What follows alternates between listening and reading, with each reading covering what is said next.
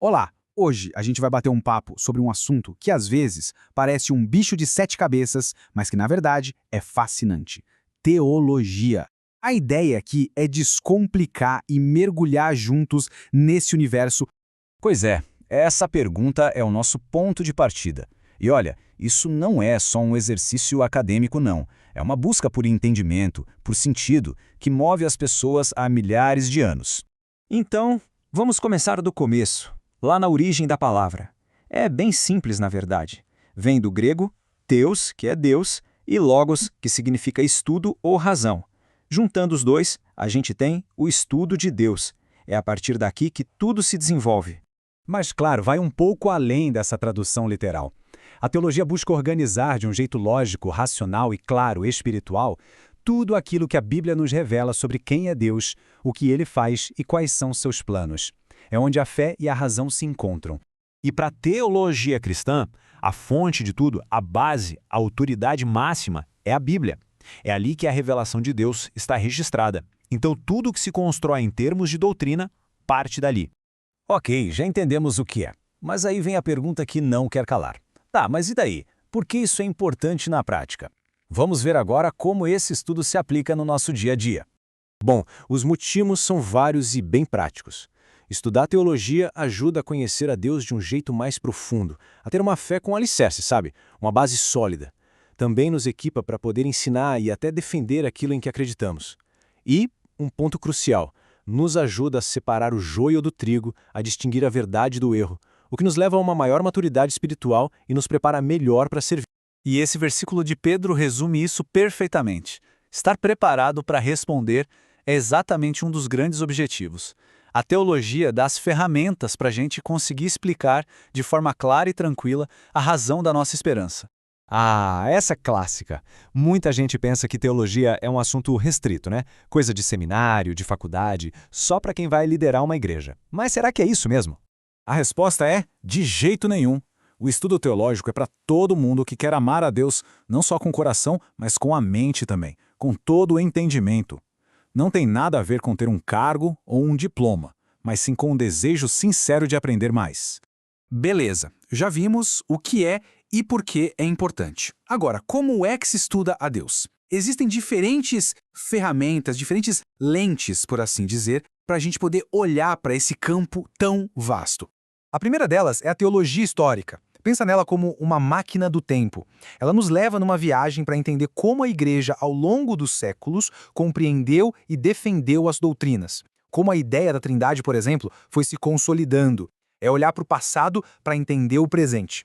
Depois temos a teologia prática. Essa aqui é a que se pergunta: e daí? O que a gente faz com toda essa informação?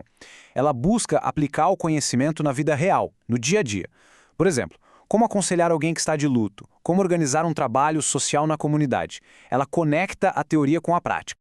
E tem também a teologia moral, que foca no como viver. Ela analisa questões éticas, muitas vezes bem complexas, como bioética ou justiça social, sempre buscando na Bíblia os princípios que devem guiar a nossa conduta.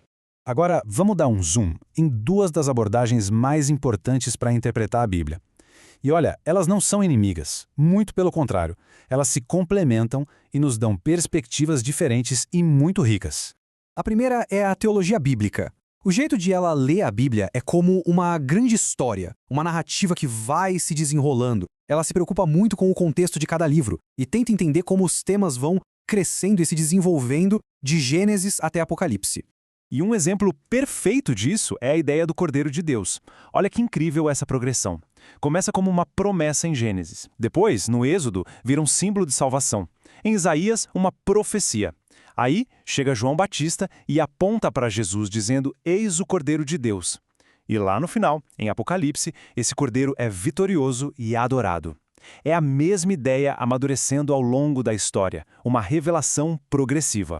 Já a teologia sistemática faz um trabalho um pouco diferente. Ela é mais temática. Ela pega um assunto, tipo salvação, e funciona como um detetive, buscando em toda a Bíblia, de capa a capa, tudo o que é dito sobre aquele tema. O objetivo é montar uma doutrina completa, organizada e coerente. Então, o método é basicamente esse. Primeiro, reunir todas as passagens que falam sobre um assunto. Depois, analisar e juntar tudo isso para formar uma declaração de fé bem completa e lógica sobre aquele tópico. É como se a gente pegasse as peças de um quebra-cabeça espalhadas por toda a Bíblia para ver a imagem final do tema. E aqui a gente vê a beleza das duas juntas. Enquanto a teologia bíblica foca no desenrolar da história, a sistemática foca em organizar os temas de forma lógica. Uma é como assistir a um filme, acompanhando a trama. A outra é como consultar uma enciclopédia, indo direto ao ponto. As duas são fundamentais. Isso tudo nos leva a uma conclusão muito importante. Estudar teologia não é como fazer um curso que acaba. É muito mais como começar uma jornada de descoberta que vai durar a vida inteira. E claro, como toda jornada, ela tem seus desafios. Vão aparecer termos difíceis, ideias complexas, é normal. O segredo é ter paciência, persistir, estudar sempre em oração, ler a Bíblia todo dia e, o mais importante, não ter medo de fazer perguntas. Essa imagem de um oceano é perfeita. Teologia não é uma piscina rasa que a gente explora rapidinho. É um oceano vasto, profundo. E o convite é exatamente esse. Não ter medo de mergulhar e se maravilhar com a profundidade do conhecimento de Deus. E para fechar, fica essa pergunta. Agora, sabendo que existem essas ferramentas, essas abordagens, como isso pode transformar a nossa próxima leitura da Bíblia? Fica aí a reflexão para a gente continuar essa jornada.